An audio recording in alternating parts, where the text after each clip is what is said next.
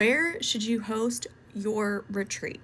It's the time-old question. It's the one that everyone asks. It's the first step in the logistical planning cycle of all things retreats. So let's chat about it. There is not one singular best place to host a retreat. And that might give some of y'all anxiety because there's a lot of options out there. So instead of telling you the best place to host your retreat, let's put around some boundaries or parameters when you're selecting a retreat location. First barrier is seasons. When do you want to host the retreat? Seasonality is a huge thing. Internationally, seasons vary dramatically.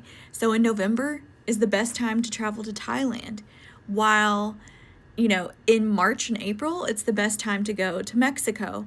But like in October, it's hurricane season in the Caribbean, Mexico, and things like that. So you want to try to avoid rainy, too hot season, and hurricane typhoon season.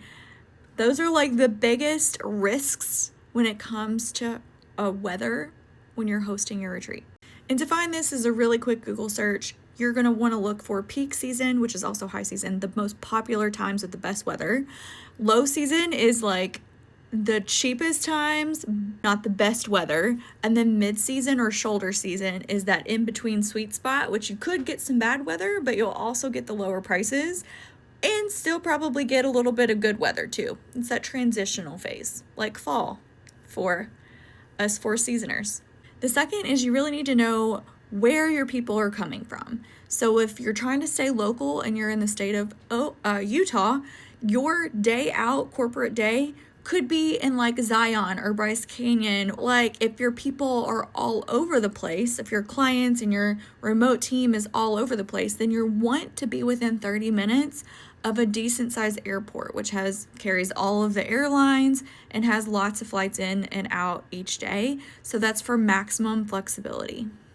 Because no one wants to fly 6 hours from the East Coast to Utah and then have to drive out into the mountains for 2 hours for a 3-day retreat. Like no one wants to do that. And the same thing goes for international. You're going to want to choose a retreat venue that's within probably an hour of an international airport. So if you're looking at Costa Rica, Tamarindo has a regional airport and is about an hour out from Liberia. So just being really intentional with proximity and ease of travel is huge for international experiences. The two main ones that I use as parameters, but a third could be proximity to a bigger city. You want to be able to have Wi-Fi and running water and toilets indoors.